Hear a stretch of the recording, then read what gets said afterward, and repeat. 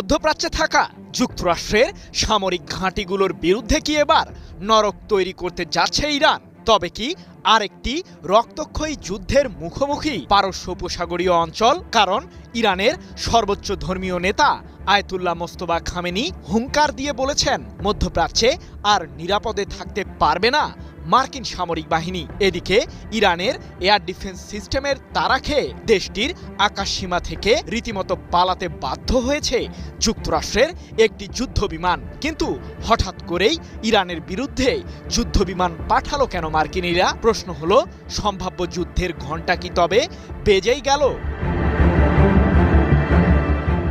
ইরানের বিরুদ্ধে নতুন করে হামলা চালাতে প্রতিনিয়তই যেন ষড়যন্ত্রমূলক ছক এঁকেই চলেছে যুক্তরাষ্ট্র ইসরায়েল। যদিও সাম্প্রতিক যুদ্ধেই মধ্যপ্রাচ্যে থাকা